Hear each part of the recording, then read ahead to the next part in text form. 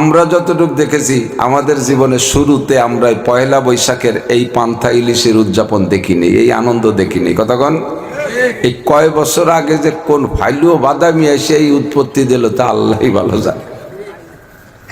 ফাইলুও বাদামি ছাড়া কর কিছু নেই। এর নাম দিয়েছে মঙ্গল শোভাযাত্রা। একটু কবেন নাউজুবিল্লাহ, আল্লাহু আকবার।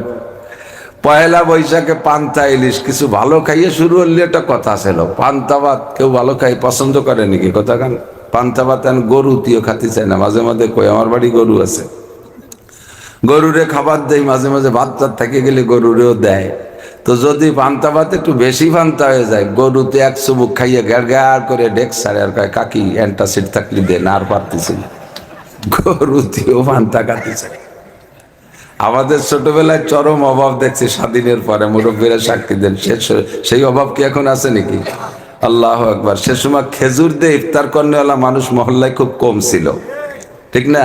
আর এখন বিধবা, ফকির, গরিব, মিসকিন তারাও খেজুর ছাড়া ইফতার করে না। আমার বাড়ির কাছে এক ফকির আছে, সে সারাদিন ভরে ভিক্ষে করে, ভিক্ষে করে দেখি সে চাউল বেশি ফেলে। আমি একদিন কইলাম যে চাচা চাউল ভিক্ষে করেন তো খাওয়ার জন্য, তো বেচেন কে? তো ফকির কয় মনে হয় 12 ভেজালি চাল খাওয়া যায় না। আপনি কি খান? আমি পাইজাম ছাড়া খাতে পারি না। ঠাট্টা করতেছি না। দেখেন আল্লাহ তাআলা ফকিরকে কত উন্নত করে দিয়েছে। সেও 12 ভেজালি চাল খায় না, পাইজাম ছাড়া খায় না, ঠিক না? তাহলে দুনিয়ার উন্নতি হয়েছে কিনা? তো এই সময় এসে বছরটা শুরু করবেন পান্তা আর ইলিশ দিয়ে, কোন কপালিরা তা আল্লাহ ভালো জানে। এই জন্য বছর যায় পান্তায় পান্তায়। মুরব্বীরা ছোটবেলা বলতো বাড়ির থেকে বেরোনোর সময় খালি মুহি যাস না, কইতো না? মনে আছে নাকি? বাড়িতে খালি মুহি গেলি দিন বইরে যে জায়গা যাবি সেই জায়গায় ভাত পাবি না, না খাইয়েই ঘুরতে হবে না। আমি ছোটবেলায় সব আমার সেজবাদের বাড়ি একটু বেশি যাইতাম, কাছে কাছে। তো মা কইতো যে খালি খালি মুহি যাস না, তাহলে দিন যাবে না, না খাতি না খাতি। কোথাও যেতাম, মা পান্তা ভাত আছে 4 দিন, পান্তাও খাইয়ে যাস না, দিন যাবে না পান্তা খাতি খাতি। তো বাড়িতে পান্তা খেয়ে গেলে যদি দিন যায় পান্তা খাতি খাতি, তো বছর শুরু করবেন পান্তা ভাত দিয়ে। সারা বছর হাসিনে, খালেদা, তারেক যে, ইনুস কাকা, ইনাকে কাছে গরম ভাত চেয়ে পাবেন কোন জায়গায়? নিজেরাই তো লক্ষণ খারাপ করে ফেলাইছে, কারণ ঠিক না? তো আমাদের জন্য বরকতের একটা দিন আছে, একটু কয়ে যাইতেছি আর কি। মুহররমের 10 তারিখ, মাসের 1 তারিখও না, 10 তারিখটাকে তারিখ ধার্য করে নবী পাক বলেন, মান ওয়াসা আলা ইয়ালিহি ফিল নাফকাতি ইয়াওমা আশুরা ওয়াসা আল্লাহু আলাইহি সায়রা সানাতিহি। যদি কোনো ব্যক্তি মুহররমের 10 তারিখে দিনে রোজা রেখে রাতের বেলা পরিবার পরিজনদেরকে নিয়ে ভালো খানা খায়, সাধ্য অনুযায়ী ভালো খানা খায়, ওয়াসা আল্লাহু আলাইহি সায়রা সানাতিহি, আল্লাহ তাআলা সারা বছর রুজির বরকত বাড়ায় দেয়। সে মুহররমের 10 তারিখ কবে যায় বাঙালি মুসলমান যুবকদের খবরও থাকে না, কিন্তু পয়লা বৈশাখের জন্য দাঁতে দাঁত দিয়ে ঘুরে বেড়াচ্ছে। আমার কাছে একটা নগদ খবর আছে, কয়েক বছর আগে আমাদের এই পাশের একজন গেছে, একজন ঢাকায় থাকে, তোর পাবলিক শাশুড়ি কোনোদিনও ঢাকা যায় নাই, এবার এই পয়লা বৈশাখের খোঁজ খবরই সুকপাল নিয়ে ঢাকায় গেছে। জামাই শাউরিরে পান্তা ইলিশ খাওয়াবে বলে সেই রমনা পার্কে যাইয়া 2500 সিরিয়ালে রোল নাম্বার দাঁড়াইছে। বহুত কষ্ট করে 1 প্লেট ভাত আর মাছ একটু পাইছে, তা বটি দিয়ে কাটা যায় না, 100 মিলি কাটছে মনে হয়, এত পাতলা। 3000 টাকায় দিয়ে কিনে নিয়েছে। আইনে শাউরির সামনে দিয়েছে, আম্মা আমার কপালে হতো না, আমি এই কদিন ঢাকায় আছি কোনোদিন এই পান্তা ইলিশ পাইনি, এবার আপনি বড় কপালের মাইয়ে, আপনার কপালে 1 থাল ভাত পান্তা ভাত পাইছি। তো জামাইতে এত যত্ন সহকারে আনছে, অত অবজ্ঞা করা যায় না, ঠাট্টা মস্কারি করা যায় না। তো উনি খুব সাদরে করুন, হ্যাঁ বাপ চমৎকার, সত্যি আমার বাপও আমার নাম নিয়ে কোনো দিক গেলি এভাবে খালি হাতে আসতো না, এই চাটকি চাটামের সাথে খানিক মিলিয়ে দিচ্ছে।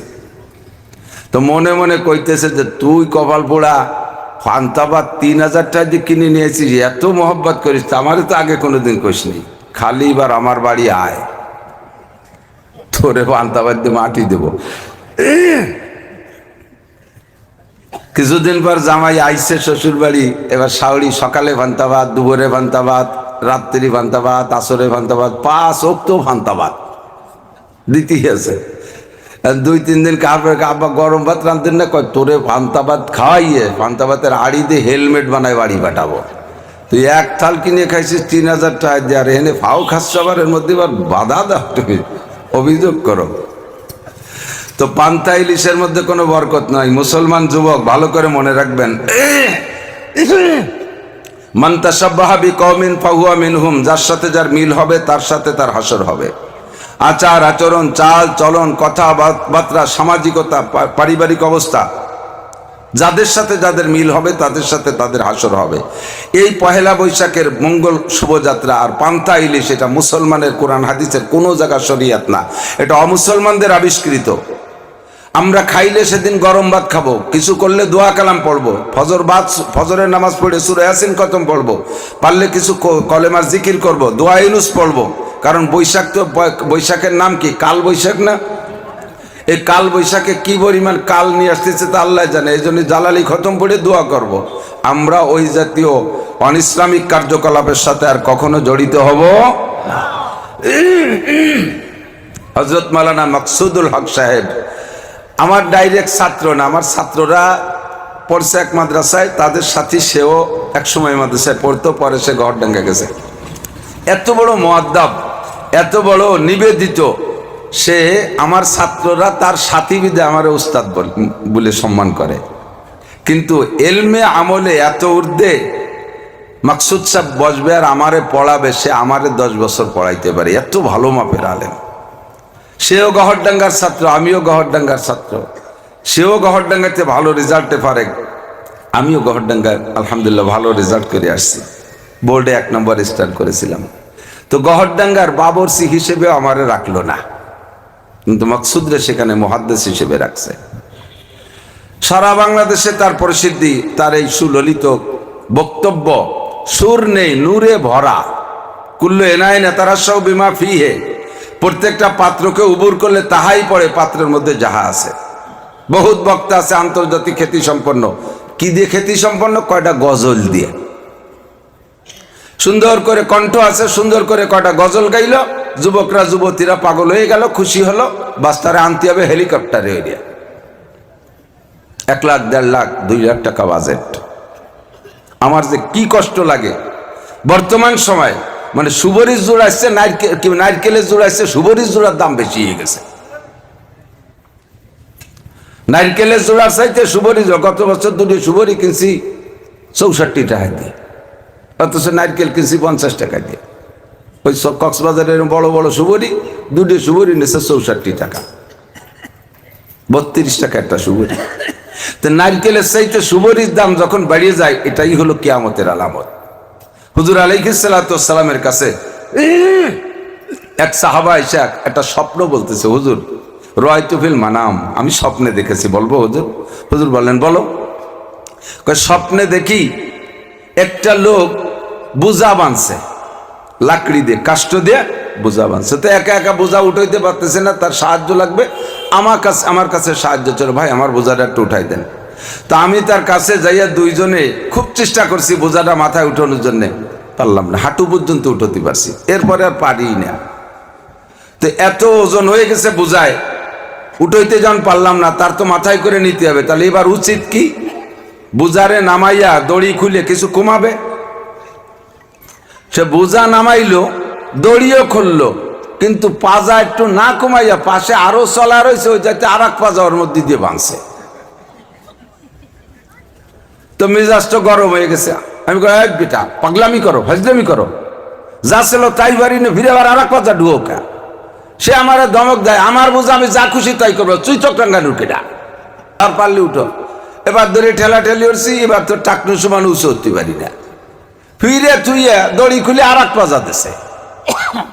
আবারও আমি যখন মেজাজ গরম করছি, সে আমার উপর দিয়ে আমার ধমক দেয়, আমার বোঝা আমি যা খুশি তাই করো, তুই চক্রাঙ্গা ঢুকেটা, পারলে উঠাইতে, না পারলে সরে যা।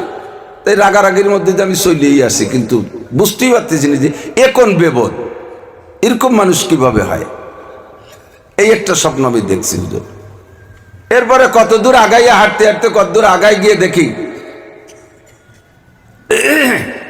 একটা ডাস্টবিন, শহরের ময়লা পচা নোংরা ফেলায় যে ডাস্টবিন, বিশাল একটা ডাস্টবিন, এর ভিতরে একটা পাখি বসা, পাখিটার গায়ে বিশাল বড় পাখি, মনে হচ্ছে যেন তার গায়ে পুরো 30 পারা কোরআন শরীফ লেখা। কিন্তু পাখিটা বসা ডাস্টবিনের ভিতরে, দুইটা মরা মড়ির উপরে পাও, মরা মড়ি, পোকায় বিড়বিড় করতেছে, সামনে পায়খানার পোকা, ওখান থেকে ওই পাখিটা পোকা খায়। আমার এখানেও খুব বিরক্ত লাগলো, এমন না সুন্দর পাখি, গায়ে 30 পারা কোরআন শরীফ, এ থাকবে কোনো মাদ্রাসায় অথবা মসজিদের পাশে থাকবে, নইলে ফুল বাগানে থাকবে, নইলে আতরের ফ্যাক্টরিতে থাকবে, কিছু না কমপক্ষে পরিষ্কার জায়গা থাকবে।